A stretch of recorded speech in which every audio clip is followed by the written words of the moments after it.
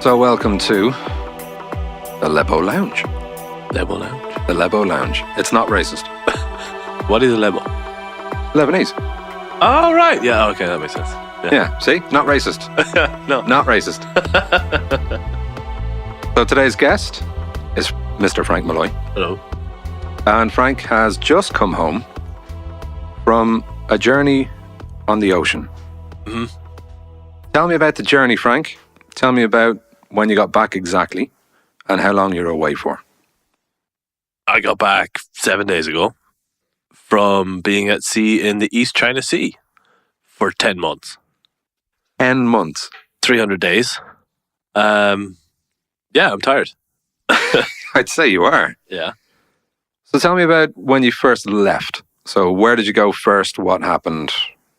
February 22nd, I flew to Shanghai. Don't really remember how that happened. The flights all get blurry, but there was a flight that went to Shanghai and I ended up there. Stayed in possibly the nicest hotel the company has ever given me. It was the DoubleTree by Hilton, and I was on the 35th floor in a room where like one entire side of the room is glass. Wow. So giant bathroom, looking out, giant bedroom, everything like facing out over the city. And you're on the outskirts of Shanghai, but still you have all the skyscrapers and everything. Mm-hmm. And that's actually not bad to settle into. Now, as I said, what you think is a 5-star hotel in China is really a 3-star hotel over here. Yeah. But it was okay. It was clean. You were comfortable. Yeah. You had your own bathroom. Yeah, that's it. And then at 7 o'clock in the morning, you have to get up, get downstairs, get some breakfast. It wasn't really breakfast, but it looked like food. And they put you on a bus, and then the bus takes you all the way to the port, and then you spend hours waiting for Chinese immigration to clear you, and then you get on the ship. And when you're on the ship, you are officially an employee of Royal Caribbean again. You are their property. You hand over your passport. They give you a card with your face on it, and that is your life for the next 10 months while you work for them. And then you head out to sea. That's it. And we cruise with guests from Shanghai to Japan every 4 and 5 days from Baoshan, Shanghai, on the Quantum of the Seas. Okay. Now tell me about the living quarters, because they're probably a little bit less than 5-star hotel. For the crew, the guests? Yeah, for the crew, sorry. Oh, yeah. Well, for your average crew member, their living quarters are a single share cabin. Well, for the real unlucky ones, it's a shared cabin, a double. So you got bunk beds in the corner of a very, very small room, which has got a cupboard, usually just one, with some shelves and a tiny table and a bathroom in the corner of the room. Let's say 30% of the room is cordoned off, and it has a door and it's got fake tile floor, so it's not bad. It's got a toilet and a sink and a shower in it. Mm-hmm. But you are about 2 meters away from your friend who's in bed while you're doing your thing in the bathroom. So it takes some getting used to, but then you step up to it just depends on your rank really, and on your cabin and on your position on the ship, that you get a single share, which is 2 people, 2 bedrooms side by side with a bathroom separating them. And now when I say bedroom, I mean 1.5 meters wide by 2.5 meters long. Wow. By 2 meters high. And you're not a very short person. No, I'm 6'3", so you can touch all 4 walls at the same time. Wow. And I've lived in those cabins many times. But when I was on Quantum, I thankfully was a supervisor, so then you step up to a supervisor cabin. So imagine what those 2 people had in their bunk bed cabin, but now just put a medium size, like a baby queen bed in there. Mm-hmm. And that's the supervisor cabin. So you have the bathroom to yourself, the cabin to yourself, just one big bed to yourself. So everything is much nicer. And I have 2 Genelec monitors as my playback for my 40-inch TV. Nice. My laptop and games and all that stuff as well. So it depends on your rank on the ship, where you sit and what kind of cabin you get. Okay, and that leads us nicely to what were you doing on the ship? So what is your role? What is your status, I guess? Where do you fit in? I was the head sound and light technician, which means I was a sound technician for the Royal Theatre. So the main theatre sound tech, but that position of supervisor is available to any one of the technicians. Whoever's the most senior, the more experienced, or the more willing to take all of the shit is the person who gets the supervisor position. And when it was available at the beginning of my contract in the first month, there were 3 people who applied for it, and when I walked in, I was the only person who brought an envelope full of my CV, my previous appraisals, my previous paperwork from previous managers and stuff. So they were like, "You're the only person who took it seriously and brought paperwork, so you have it. It's yours." So this wasn't obviously the first time you'd been doing this type of role. No, I've done it before. Yeah. So maybe just a little bit of background about where you were before that. Not in too much detail, but what is it? It's 2018, so something along the lines of 14 years as a sound tech.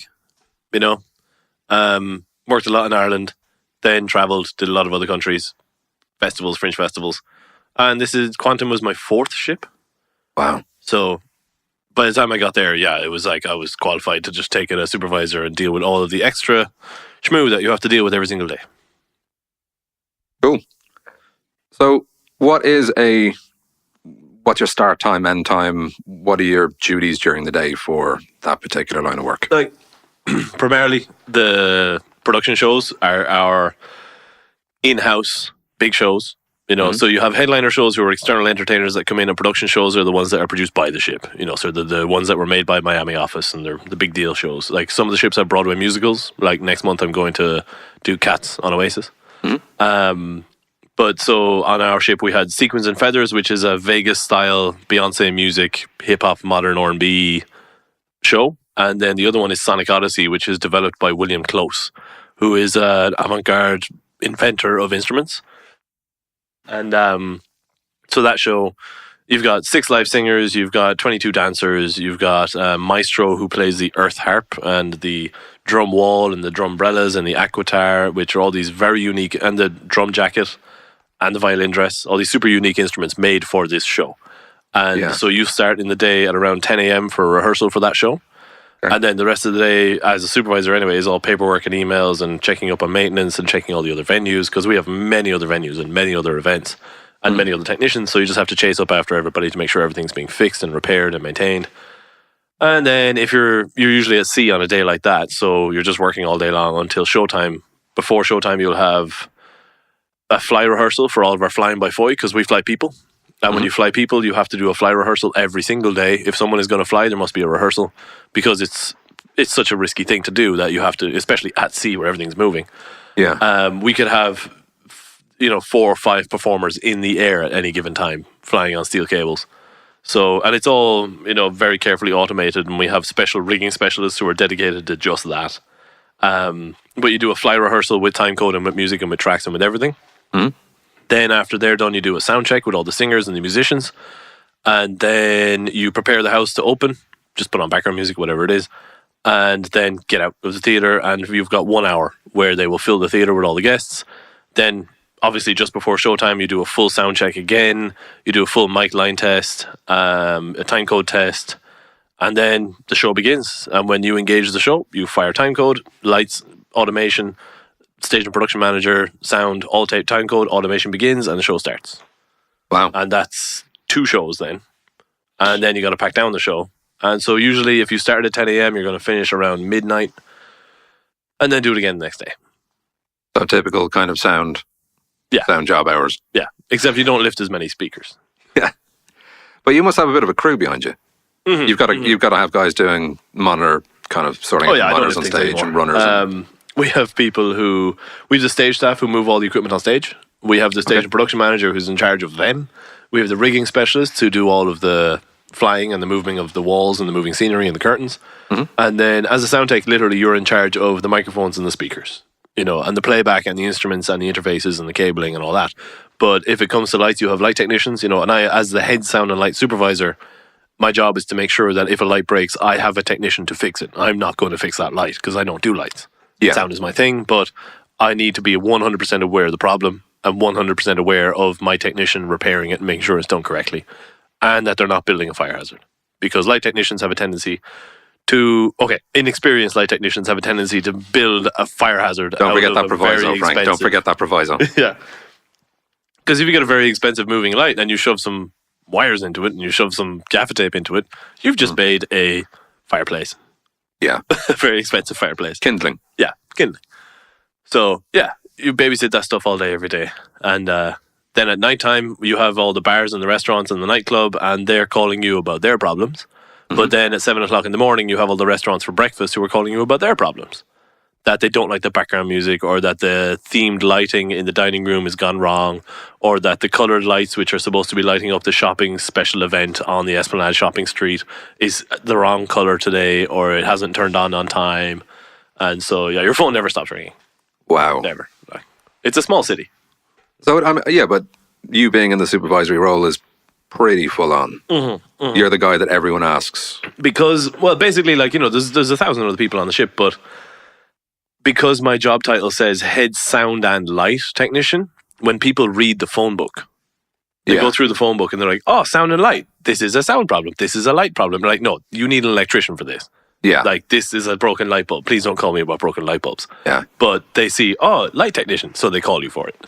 So you get called thousands of times for things that aren't your problem, and you get called tens of times for things which are your problem. You know. So when do you get time off only when the guests get time off? Is that pretty much how that works?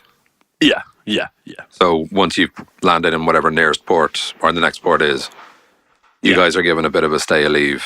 If you don't have maintenance, and if you don't have to repair something, or if you don't have your scheduled work orders, where there's these company provided work orders every month, 3 months, 6 months, and a year, scheduled, you know, a mandatory maintenance that must be done to all of your equipment. If you don't have those, and if you don't have something which is very broken, which happens sometimes, then yeah, you've got free time outside. So you've got from maybe 10 o'clock in the morning till maybe between 4 and 6 p.m. in the afternoon to just go outside and enjoy the port, wherever you are on Earth. You know, so for us, it was Japan this time, and it was amazing. I can honestly only imagine. It's incredible. It's one of the only places in the world that I really want to see is Japan. That I actually have the itch to go and see is Japan. Oh, it's a breathtaking country. So you started in Shanghai, was it? Yeah, Shanghai Baoshan is the name of the port. Yeah. And we're on the Yangtze River, and you're sailing down the Yangtze to get out to the East China Sea.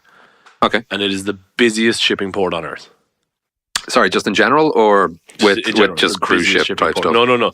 Like, there's a couple of cruise ships there, 2 or 3, but in terms of just shipping cargo, like, busiest port on Earth. Oh, is that's probably the main shipping port coming out for export? Yeah, it's incredible. Wow. The 4 biggest ships on Earth were launched there this year. Each one broke the record. They're now up to 20,000 BTU, which is 20,000 shipping containers. 20,000 shipping containers? On one ship. So the biggest cruise ship on Earth is Oasis, which I'm going to next. She could be cargo on that ship. She could honestly be cargo. That's astonishing. Yeah, so passenger vessels have nothing on cargo vessels. Cargo is the king. Yeah. Because, well, that's where all the iPods come from. And the televisions. And the televisions. And the cars.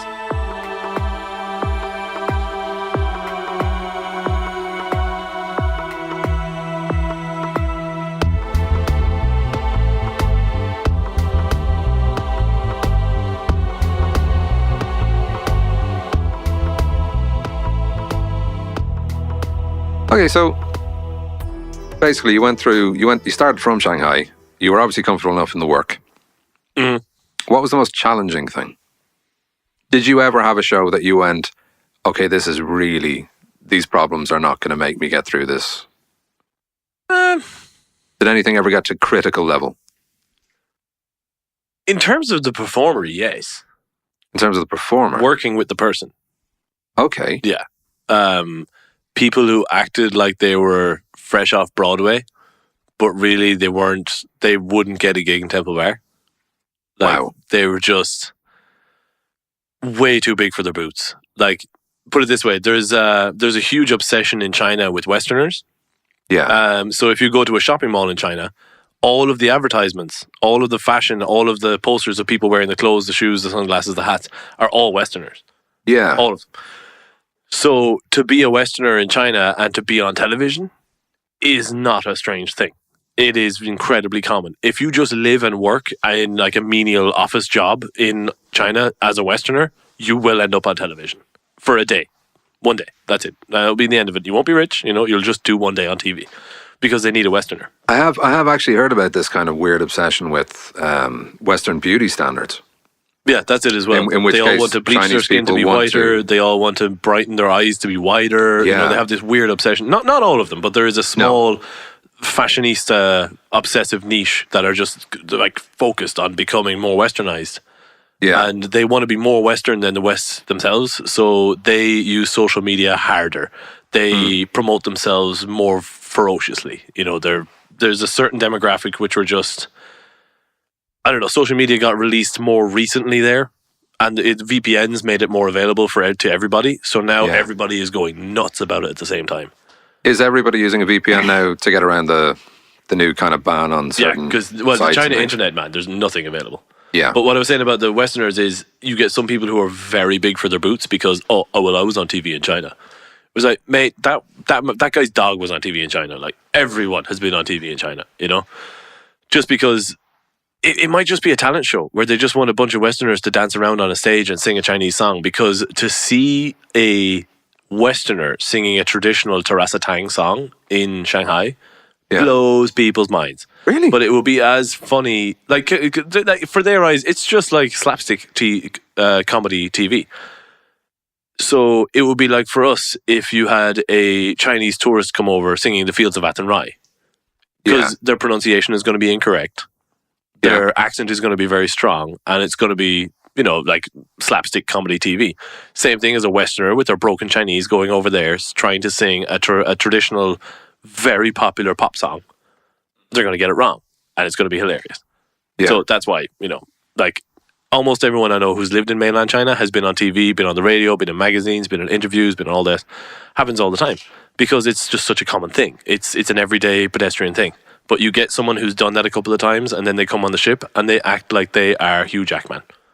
Like, is there a small element of the Irish famous where you get people who do very well in Ireland and then think, I'm famous? yeah. And I go, you're famous in a very, very small part of the world. Yes. Yeah. Yeah. But like being famous in China, like, well, they're not famous in China. If they went on television, they probably went on CCTV, is China Central Television. And they have many, many, many channels. Let's say they've got like 8 or 10 channels. So CCTV 1, 2, 3, 4, 5, 7, 8. So if you went on one of them, you were probably just broadcast in Shanghai. Yeah. And probably a small number of people watched you. So you're not a big deal. You were on, it's like being on, you know, TV3 over here. It was like, oh, I did that one afternoon show on TV3. I only found this out recently. TV3 is no longer TV3. Have you watched the television since you've come back? Yeah, I literally I found this out only yesterday. Okay. It's now called Virgin Media TV. Really? Yeah. Wow. And it's very, very, very strange. So you go onto your Skybox or whatever and you type in whatever the station number is. I think it's like 103. And what comes up is Virgin Media TV 1, Virgin Media TV 2. And they have all the logos, and you have all of the exact same people who were on TV3 having to change the thing they say at the end of every segment in the news. Right. or change the way they say the ads. That's very interesting. Bizarre. Apparently, apparently it was... Richard Branson is taking over the world. Well, I didn't even realise this. TV3 was on Virgin already. It was already owned by Virgin. Oh. So it wasn't that much of a crazy move. But that happened back in August. And that shows that shows you how little television I get to see, because I just watches don't. TV? I don't get it. Like, I don't know anyone who watches television. Like the one weird thing. Well, number one, like side note, Richard Branson is launching a cruise line, Virgin Voyages. Yeah. Send in your CV now. I already have. Okay. 18 plus, no children, and there's going to be a tattoo parlor on board. Like, everything about this cruise line makes me interested. I'm in. I'm sold. So it's going to be a tattoo parlor on board. Yeah. Is there any specific reason he thought that would be a good addition, or is it just? I think he's trying gimmick? to be like down with the homies. It's a gimmick. I think he's just trying to be cool. Like, Well, it's going to be a shit idea because everyone's going to go in. They're going to see the same anchor tattoo, and they're all going to get it. And it's going to be like getting the Virgin Media logo tattooed on your arse. Oh no! It's going to be the same. Oh, that's not good.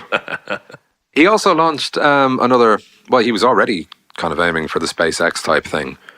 Where he's competing with SpaceX. He's in the space race wars. Yeah, where they're privatizing space travel, basically, which is an interesting concept. So millionaires can now fly up to space and come back. Great. Well, if we're lucky, they might burn up. sensing a distaste for rich people. No.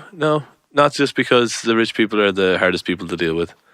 I don't know. It's like the more you deal with obscenely rich people, the more they act like poor assholes. Because if they're incredibly rich, the reason they became rich is because they looked after their money. Yeah. But the way they look after their money is by being a tight bastard and not giving anyone a penny and fighting and arguing and bickering over every small expense. And they just make existing around them horrible. You know, it's like if you're that worried about everyone taking your money off you, just stay at home. No one came here to steal your money off you, but now you're making us all feel like criminals. But yeah, actually, yeah. Tell me about that. So now you didn't really have a customer-based job. Oh. I mean, you never really had to deal with the public too much. No. Obviously, you would have seen them around. You would have been going for a drink at the bar or whatever. You would have been around them. Was there a sense of, because when I was only ever on a cruise once, mm-hmm. and the one thing that I did notice was it wasn't the super rich people that I was kind of annoyed by. It was the people who weren't rich, who were being treated as if they were rich, and then acted accordingly. Oh no, yeah, those people are also terrible. Oh, there's many tiers of people who are terrible on cruise ships. Okay. You have the people who paid like $1,000 for a cruise, and they now think that they are the Queen of France. Yes. And that they are deserving of all of the 7-star service. It was like, miss, you didn't pay for 3-star service. So I don't know where you're getting this idea about your 7-star service. Get at the back of the queue. The buffet will be open in 10 minutes. Yes. Like, calm down.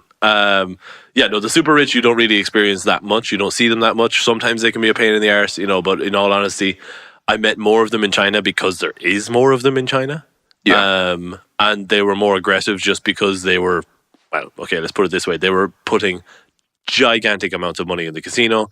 They were usually drinking. They were having a great time. I can't, generalize the entire demographic just because they were drunk and having a good time. Yeah, of course. But they did, make life difficult sometimes. Yeah. But yeah, no, the middle class people who think that they're millionaires or think that they can fake being millionaires. Yes. Like all of the cruise ship crew, we can see through that straight away. We know when you've got money. We know when you don't have money. Other members who are on there, like of the public, can tell. Yeah. These people are just. And the other thing is, the super rich don't go on cruises. They have their own yachts. Very, very much. Go on a cruise with all of these public when you can just go on. Why would you own. share anything with the public? Yeah, you've got your own ship, and we meet those as well because, like, especially when you're sailing in the Mediterranean, you see these super yachts pulling up beside the cruise ship, and like all mahogany with, like, and I've seen this. I've personally seen this, an all mahogany schooner. Mm-hmm. She wasn't using her masts because she was using diesel power, obviously. Yeah. But all the decks were like dark varnished mahogany, and then the jet ski varnished mahogany, the 2 speedboats varnished mahogany, the helicopter pad varnished mahogany, the helicopter like black James Bond steel, like real supervillain looking, and then all of the crew on board the yacht were wearing those incredibly typical Greek sailor short white shorts and the shirts with the blue stripe. No. Yeah. Really? Yeah, 100%. The blue and white striped shirts? Yeah, 100%. And berets. What? Yeah, 100%. But the thing is, like, this was obviously some Russian oligarch who had, like, unlimited money. Billions and billions. Yeah. And I was talking to one of the guys off that boat later. It was just in Nassau. But no, this wasn't in Bahamas. No, I met another one of those in Bahamas. This one was in Katakolon in Greece, and I met him later in a bar. And because every so often we will hang out with those super yacht crew members because quite often they're there for 4, 5, 6 days in a row. We're just there for one day. But this guy was saying that this oligarch, he got them to sail to Greece, and he was taking his family and I think it was like his son was going to school in England, and they were doing a school project on the Greek gods or something about, like, I don't know, Greek heritage, whatever. And he was just like, it was a young kid, so like, let's say a primary school project. So like very basic stuff. Mm-hmm. Just, this is a Greek god, this is a Roman god, thank you. So he just decided to sail to Greece as a family vacation, as their summer holiday anyway. and then like take the kid to the reason you go to Catcolon is because it's the original site of the Olympics. It's the first place, you know. Ah, okay. And the lads were saying like he's gonna leave in 4 days, so we're probably gonna get back as far as maybe Piraeus, which is Athens. Piraeus is the port outside Athens. They're gonna go as far as there, and then they're gonna fly home from there. And then he tells the lads on the ship, "I need you to be in Sydney, Australia next January." Yeah. And they just have to get from Greece to Australia in the next 6 months. I've heard about these guys. And they're just like, call all their mates, all their families, everyone, get on the boat, we're going for a party. And they sail to Australia. No, I've heard about these guys because there is no other way to get the boat from one side of the world to the other. Yeah. I mean, how do you do it? The cheapest, easiest way is to pay a captain to just take over your boat and go, meet me wherever the hell I'm going to be because I want my boat there. Yeah. That's it. Staggering job. It's like any millionaire who has a helicopter. Yeah. There's a fella who lives near me down in Tipperary, and he has 4 helicopters in his shed because he is a licensed helicopter pilot. And so he flies for some horsey people and for some Middle Eastern people who obviously have a lot of horses and a lot of business over here. Yeah. And they have helicopters over here, which they own, but they obviously don't fly because why would you get your own pilot's license when you can just buy a pilot? Yeah. So he is their pilot when they're here. So he gets a phone call, starts up the engine, flies to the Dublin airport to pick them up, and then flies them around the country. You know, and he is their chauffeur in the air. And then when they're done, he just takes it back, puts it back in the shed, services it, maintains it, everything's paid for. You know, so same thing with your yacht and with your helicopter and with all those. Oh, these jobs exist and they're phenomenal things to get. Yeah, I don't even know how you end up, Yeah, that's it. It's an interesting side of life.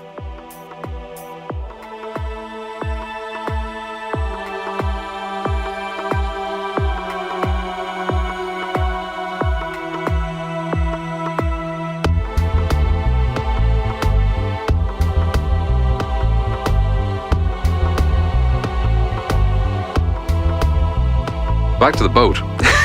Because we kind of took a detour.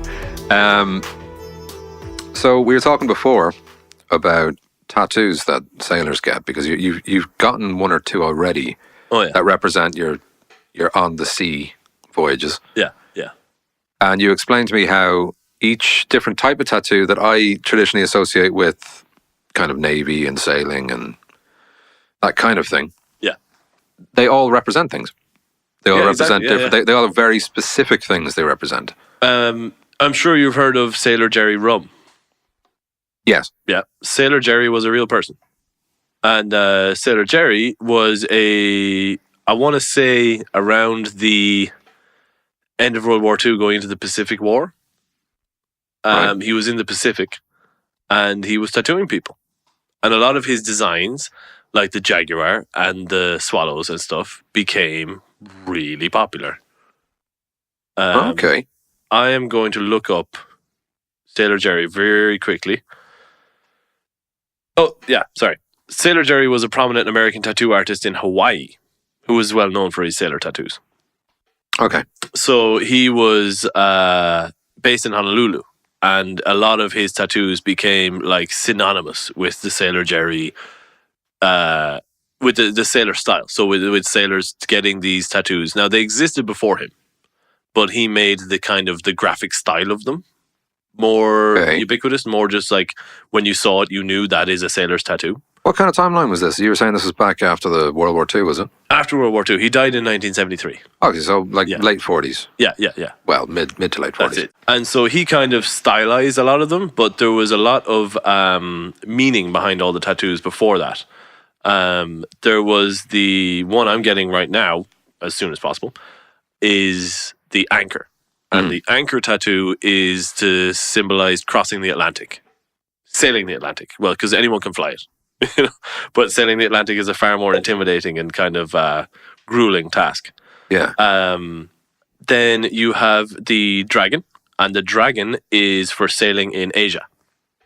In the East China Sea or in the Pacific or in the Asian Ocean or the Indian Ocean. And is this just for sailing through kind of once, like just one? It's like ticking off something off a list. Yeah.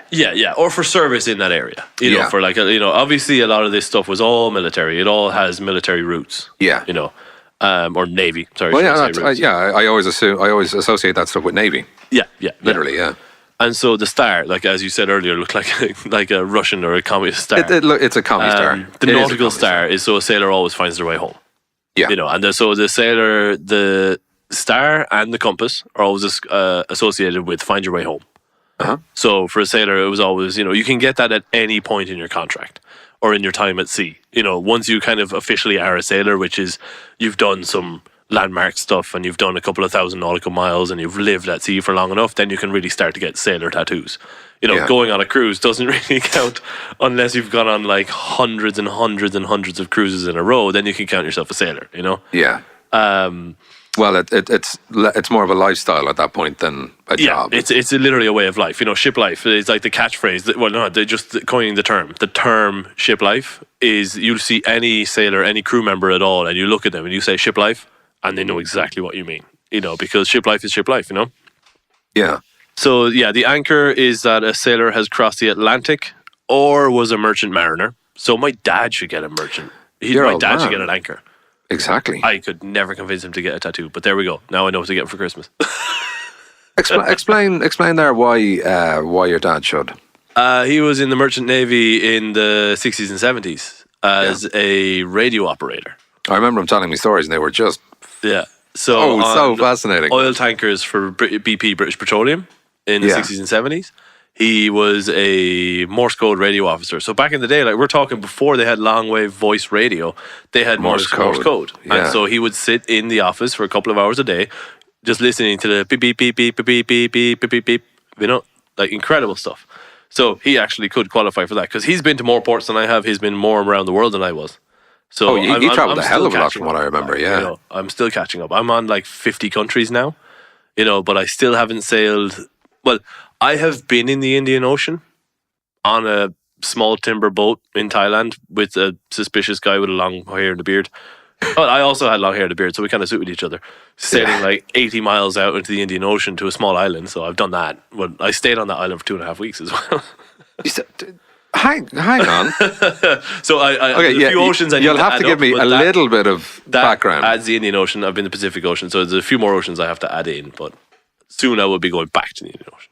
Yeah, give me just a little bit of context about you and a hairy man in a boat going to some very random island. Yeah, I was in Thailand. In the Indian Ocean. And I was in Krabi or Trang.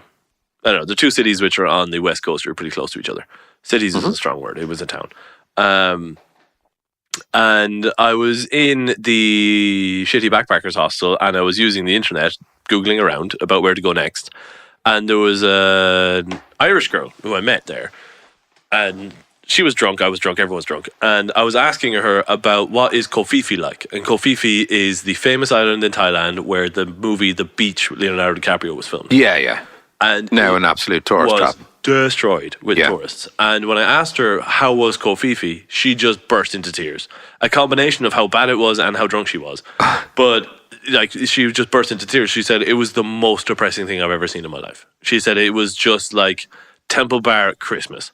Wow. It was just trashed with Liverpool jerseys, broken glass, people vomiting, chips and burgers, just disgusting.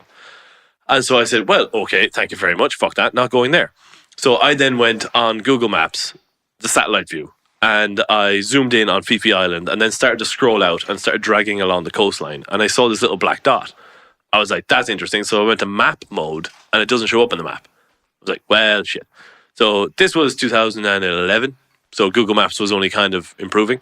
Yeah. And so I went back to satellite view and I right-clicked on the thing and I got its coordinates. And then I typed its latitude and longitude coordinates or copied and pasted its latitude and longitude coordinates into Google. And a website came up.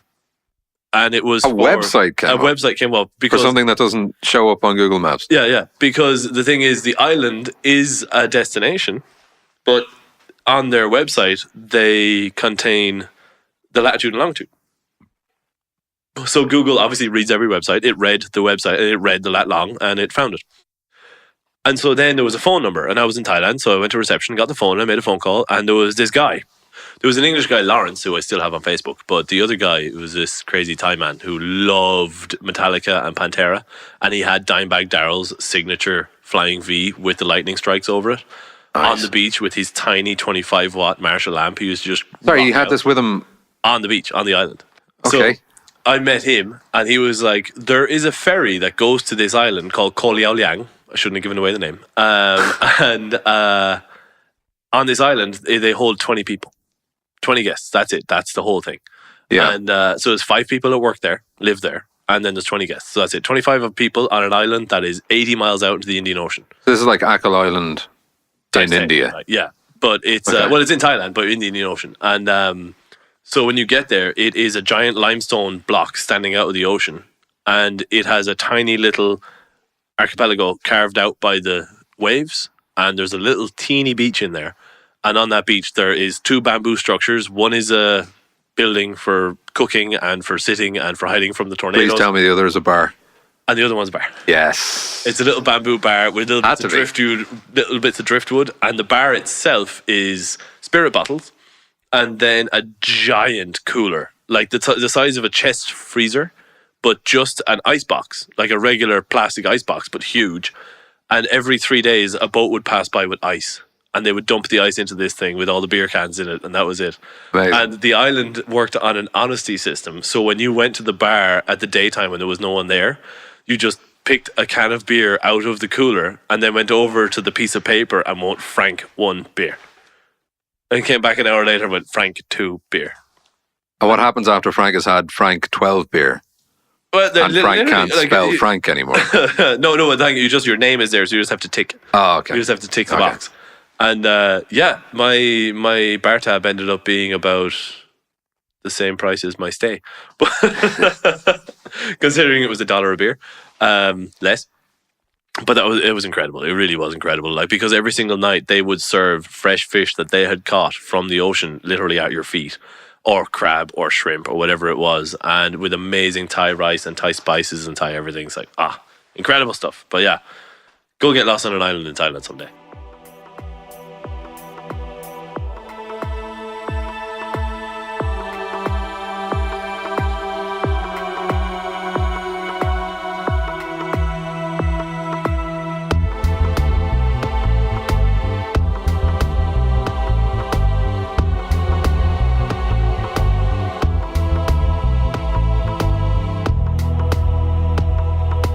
What other tattoos were there? The cross cannons in military naval service. I'll never have that. Hold fast are for the mooring guys, so I'll never have that as well. That's for guys who are mooring ropes. And don't drop the ropes. The shellback turtle is earned when initiated into King Neptune's court by crossing the equator. Sorry, initiated into King Neptune's court. Yeah, so when you cross the equator on any ship, you have to have an equator crossing ceremony. And a crossing ceremony is on every single ship. My dad did it in the 60s. I did it in 2014.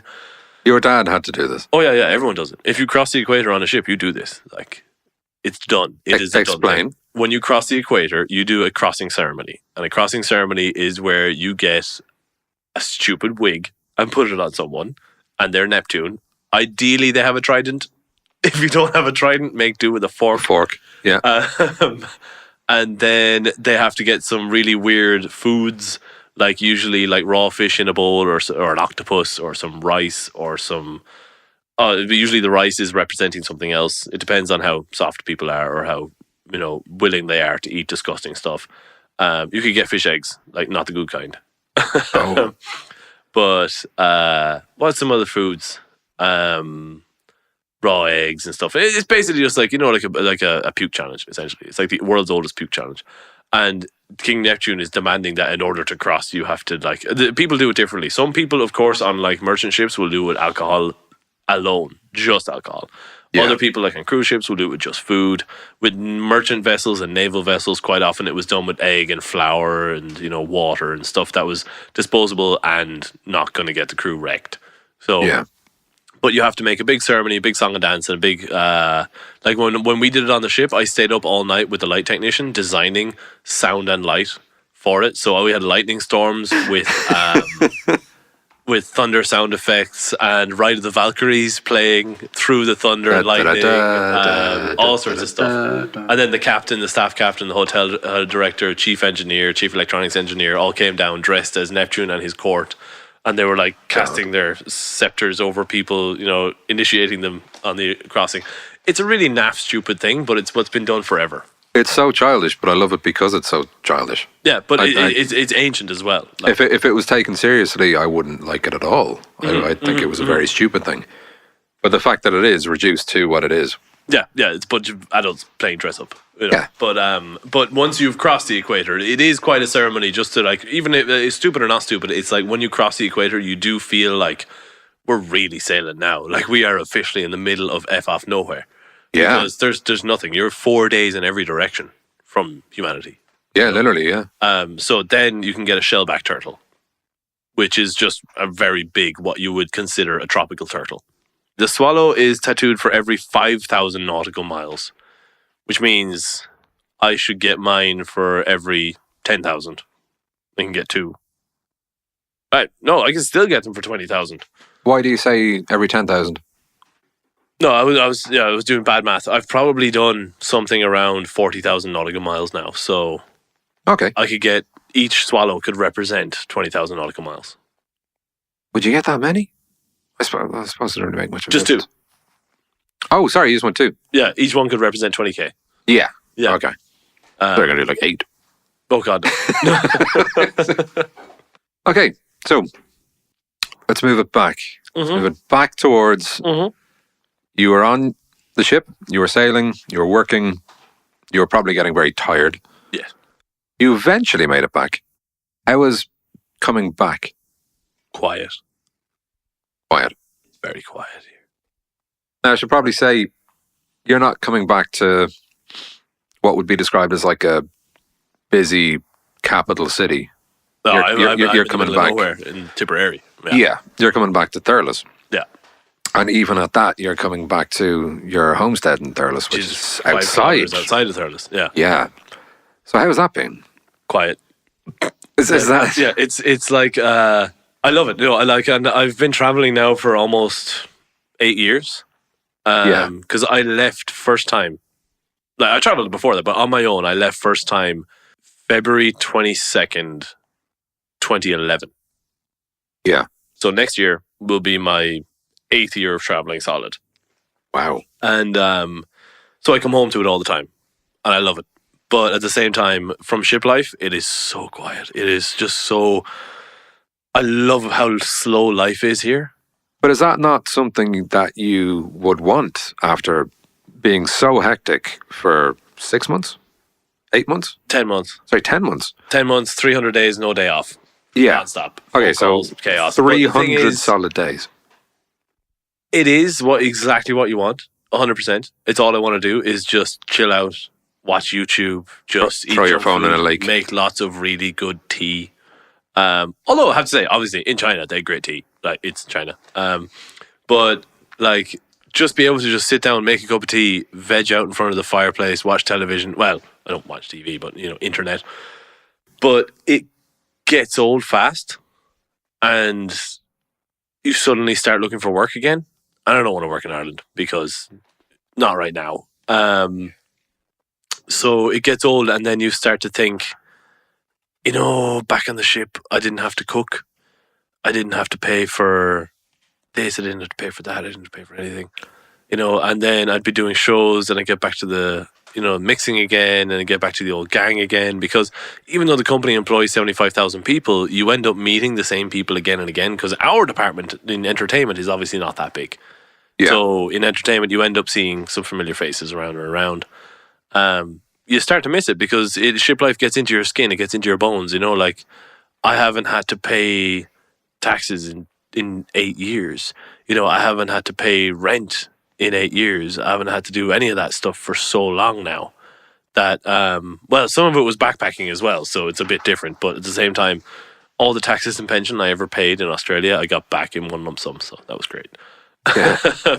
But anyone who's done Australia will know that. And the thing is, like, you come home and it's fine, but unless you plan on starting a new life back at home, you immediately start to miss ships again. which Yeah. is stupid because all you can think about on the ship is going home, and all you can think about is home is going to the ship.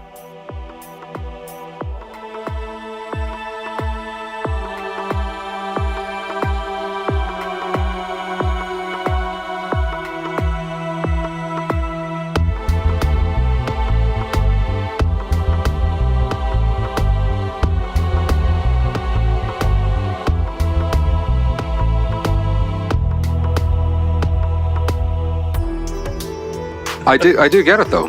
It's like whenever I've gotten crazy busy with work, all I want to do is have time off. But then the second I have time off, I miss that switched on feeling. But that adrenaline buzz, that rush, and especially when like you've got that small lull between jobs where it goes well, you're like, yeah, okay, it was stressful, it was tiring, it was like a headache, but it worked and it's good and it's done. Yeah. It's amazing. It really is. Yeah. I had there's a good friend of mine who absolutely gets addicted. I think he must be addicted to the buzz of live sound. And he's absolutely, he cannot understand why I don't seem to get as much of a thrill out of the buzz of doing a live show, because to him, everything goes wrong, but then by the end of the night, everything's worked out. I love that. Yeah. And that is what the buzz comes from. Yeah. I don't care what anyone else says. That's where the buzz comes from. If everything went swimmingly and was perfect and everything went to plan, there wouldn't be a buzz. Yeah. If it's a pedestrian show where everything is just fine and the singers are just meh and the band is just, phoning it in. Yeah. Then I'll go up for a cigarette in the smoking area and I'll have a can of Coke and just kind of go to the guys like, of all the shows I've ever done, that was one of them. Yeah. It's just like there is nothing remarkable about that show. But I have other shows where like the wireless MIDI drum jacket fails. And so all of my performers on stage are wearing in-ear monitors. So I will use the talkback. I've got 3 talkback channels on the console. One for the singers, one for the special soloists, and one for the band. And so I can talk to the soloist and say, drum jack is not working. Get off stage. Drummer solo. And so he'll put on the drum jacket and he'll start hitting it, but no sound will come out of it. So I'll tell the drummer, just make it look like it's working. And so he'll go tap, tap, tap, tap, tap, tap, tick, tick, and just start hitting like very gently so nobody can see him with the lights turned off. He's hitting the electric drum kit while this guy on stage is going tap, tap, tap, tap, and hitting himself. And then he'll fuck off stage and he'll point to the drummer and the spotlight will come on the drummer and he'll start going on a mad solo on this electric drum kit. And while he's doing a mad solo and making the whole audience clap along, Maestro will be backstage with the drum jacket and I'll be on comms on one ear telling the stage staff, unplug all the cables, replug all the cables, give it 5 seconds, let the processor reboot. I'm going to reboot Logic because I have to use a Mac for this fucking thing. The wireless MIDI is coming into a box which is homemade and the transmitter is homemade and by some guy, I'm guessing William Close. And that goes into a small interface which has a MIDI in, and the MIDI in then goes into Logic, and then Logic literally, when it's rolling timecode, all it's rolling is 4 tracks which have mutes. So it's just muting the live MIDI instrument. Okay. So it's mute on, mute off. That's all the track is doing when it's rolling. So sometimes you get a sync issue or you get a delay. So he goes tap, boom, tap, boom. So you get a really terrible delay of like 1 second on the MIDI, so you have to reboot everything. Now you can't reboot the computer, that's way too slow. But just closing Logic and reopening it and powering on and off the jacket usually does it. Yeah. But problems like that, violin dress is the same thing. The violin dress works in the same way. Just instead of being a piezo transducer, it is a guitar pickup. And so the string stretched over the guitar pickup, doesn't matter what they're tuned in because he pulls a bow across it. The pickup registers a voltage, sends that into the brain. That's a MIDI note. Yeah. And so as I always told people, the violin dress works in the same way. You could spit on the violin dress and it would still make this sound, which we've tested, it works. But yeah, stuff like that. When instruments go wrong, when in-ears fail, when microphones are a problem, like we have 6 tracks recorded for every single instrument, track, performer, and singer.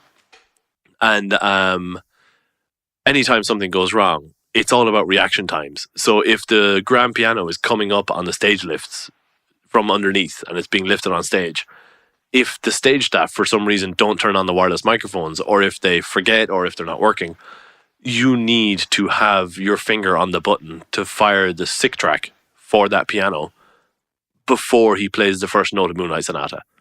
So it's like knowing the show, knowing the timing, knowing where your radio receivers are and which of the 40-something receivers is the piano, and go, okay, that one.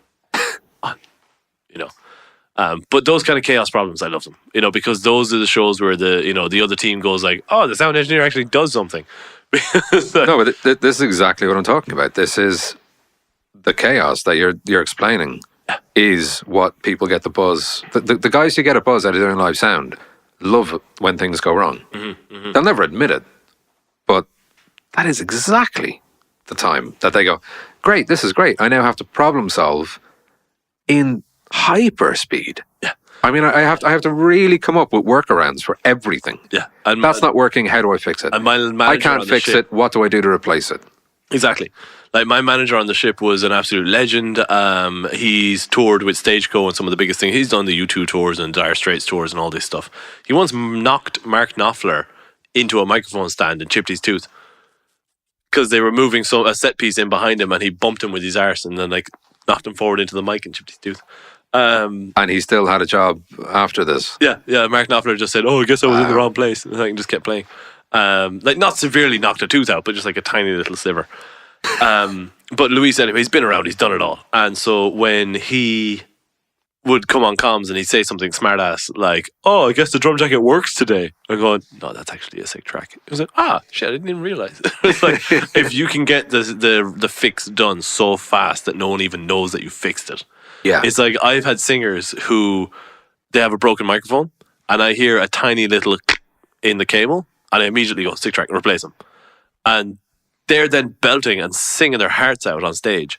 And then they go off stage and I'll just pick up my microphone and I can talk to each singer individually. And so I'll say, "Stop singing, your microphone's broken." It was like, I can hear them talking like through their broken mic going like crackle, crackle, crackle. But, oh man, I was breaking my balls singing out there. I was like, "Don't worry, your mic's fucked, tick track's on now." Yeah. No, it's crazy. And it's absolutely a lot to do with that line of work, both in live and in studio. Mm-hmm. Because you think on your feet, you get better at it. Because when you keep having to problem solve every single time you work a job, you get really good at it. That's why we always say people should start the job on cheap, shitty gear. Yeah. You know, because your cheap, shitty gear is not going to work right, and it's going to give you problems, it's going to give you headaches, and you're going to troubleshoot. Yep. And next time a piece of gear gives you that problem, it's a 5-second fix. Yeah. And you've learned, and you've developed, you've grown. But if you're working on a multi-million-dollar setup that's so well built, and it was set up by professional engineers, it's probably not going to have a problem for a very long time. Yeah. And you're going to breeze through like everything's so easy. You will go soft over that time. Yeah. And then you have a real problem, and what do you do? Yeah. No, I completely agree. I absolutely, completely agree. It's a funny thing, and it's the only line of work that I've seen that in is anything to do with media-based, where it's sound or picture. Because you always have issues. Oh, yeah. I've never been working any job where there wasn't an issue in that kind of line of work. Ever. That's it. You know, same with lighting as well. If you're doing lighting with a bunch of power cans and you have to design this incredibly complicated show, you have to think about every single light you're going to hang. What color are you going to make it? Where's it going to point? But then you get some people who only ever learned on moving lights, and they've got a full Martin rig of Max 700s, and they can make it any color, they can point it anywhere they want it. And then they come to a power rig and they're like, "Oh, what do we do with this?" Well, you get a ladder and you point that light there. It's like, you know, they've never had to deal with the old school way of doing things. Yeah. And there's a lot to be said for it, because it's not even just that you learn to problem solve, it's that you also learn you are fallible, your job is fallible, and you're going to face the brunt of whatever goes wrong. Yeah. Because, wait till you have an angry client. Yeah. Yeah. That's one of the reasons I mostly turn down live work.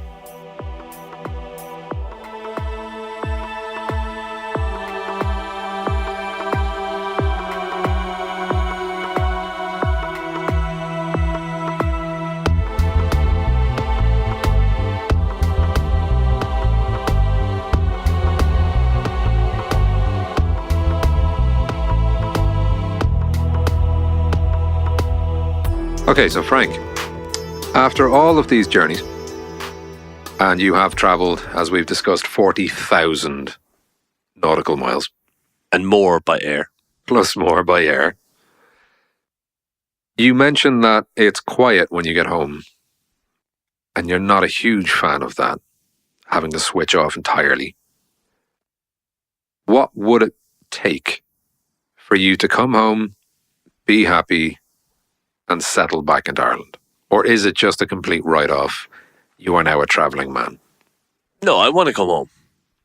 I want to come home, but I have lived a lot of very strange lives. I have done the ship thing. I've done the backpacking thing.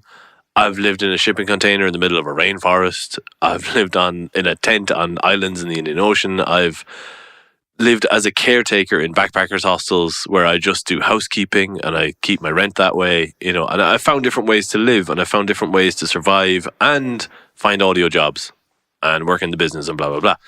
So the thing that makes me hesitant to come back to Ireland is the fact that to do any of those things that made it livable in previous lives, in Ireland, it's just not livable right now. It's so expensive. I've got to pay so much tax on such a small wage. And what do I do? The work is not... There is work up to the standard of what I want to do. I'm not saying that I should only have this job, but I'm saying if I want to come back and I say okay, I'd like to work here, but the really high standard work in Ireland, in entertainment, in audio, is usually done by external companies, usually external British or European companies who come in with the big stuff, the big boys. So in order to work in the big Irish shows, you need to live in Germany. So it's I would love to stay in Ireland, have a dog, have a house, just chill out, be able to live a normal life if I could afford it. And if I could make it financially viable to just live the good life that I thought I was going to get in 2011 before I left. Before I started any of this, I thought I'll do a few years of travel, blah, blah, blah, and then I'll come back. The recession will be over. Things will be better. I'll start a job. Things will be fine. Yeah. It's 2018 now, and it just looks harder. It looks like rent is increasing. I left in 2011, and rent has increased 85% since I left. Yeah. That's a nationwide average. And depending where you go, it peaks more and more. So the wages haven't increased. The standard of work hasn't increased. And the bigger and bigger the shows get, the more and more outside help we need. So right now, I would love to be staying in Ireland and I'd love to just be living the good life and just relaxing. And I really want a dog. I don't think I can stress how much I want a dog. You mentioned the dog twice. I've lived and grown up around them so much that it's such a strange thing for me to not have one. And to stay here with all, my old family and my old friends and my old life from the old way things always used to be, everything is right except for financially, how do I make it work? Because the whole living at sea thing is a massive pain in the ass. It's a really stressful lifestyle, but I'm tax-free earning cash, which I can bring home as savings and keep. But you come home to Ireland and you try and live for any extended period of time and suddenly the money evaporates and you have to go again, off to another ship. Yeah. So to stay, it just needs to become more reasonable. It just needs to become more livable. And I could stay in Tipperary, but there's a very limited selection for work. I could stay in Dublin, where there's a slightly larger selection of work, but the rent is obscene. Yeah. So it's a catch-22. Yeah. And as well, I mean, you're technically self-employed, really. I mean, you work contracts, but your contracts freelance, aren't exactly... contract, yeah. Yeah, I mean, you're not fixed by any means. Mm-hmm. If you were to try and turn around and say, hey, I'd love to get a mortgage, the banks would never. They would never accept your income earnings. No matter how high or how much you earn. Because it's all temporary, they would say, well, that's temporary earnings. You want us to give you money for the next 25, 30 years? Yeah. Not going to happen. Exactly. And all my previous earnings are all international. They're all external. Yeah. I haven't paid taxes because I never live in the country for more than 2 months a year. Yeah. I haven't used my credit card except for emergency situations where I spend $100 and I already have a $500 overdraft, so I pay that off the next week. Yeah. So I don't have a credit score. I've never taken a loan. I don't have a credit score. If I do, I'm sure it's terrible, because there was that one occasion where there was an electricity bill that went unpaid. And if that one blemish is the only situation in my entire credit history, then it's already at a negative. So, and if it's a 0.01% negative, it's still a negative. So I don't have a track record here. Yeah. So to try and get finance here, good luck. Yeah. I want to come home. Have you been keeping up to date with news from here? Yeah. Especially when it's so controversial that it makes all the international news. It's bad when it's on the news in Japan. Well, yeah, I would hope that you would know to kind of to check of what that the hell underwear was going on case. with that. That rape case with the underwear was on news in every single country that I checked the news in. That's incredibly depressing. It was on the news in Russia. It was on the news in Japan, in China, in America, in London. It was everywhere. The whole world was going, what? Yeah, that was the case with the barrister who said, she held him up saying look at what she was wearing, basically. The whole movement now of this is not consent, which it is not. It is not consent. I can't believe that this barrister thought that was a thing she could do and got away with it because Ireland. Is she still working as a barrister? I'm sure she's doing fine. I'm sure she's doing just fine. That's one of those kind of everybody found that disgusting. Yeah. I don't think anybody could defend the fact that somebody would say something like that in a court. Yeah. And that's the thing, that when you said, am I keeping up with the news? Like, usually, let's say the last 3 major occasions where Ireland has made international news was gay marriage is legal, good. Abortion is legal, positive. And then the underwear case. I was like, lads, come on. And they were the 3 big news stories that you heard in the last. While I've been away. I'm sure there's been others that have gone under the radar. I'm not on the news every day. But it's like, usually whenever Ireland makes the news for the past 2 years, it was pretty positive. It was like, look at these forward, progressive, liberal European, modern thinking country. And then the next one. It's like, come on, really? So I would move back to Ireland if they got their shit together and if they made it a livable country. Because right now it's looking like realistically, if I had to settle down somewhere tomorrow, I would probably go for Croatia or Romania or Poland. Poland is on fire right now. Okay. On that note, I will say thank you very much, Frank, for being on the podcast. No worries. For being in the Lebo Lounge. Pleasure. And that is the end of this episode. So, thank you, Frank. We're going to have some drinks. We're going to have some laughs. We're going to have some silliness. And we will talk to you again soon.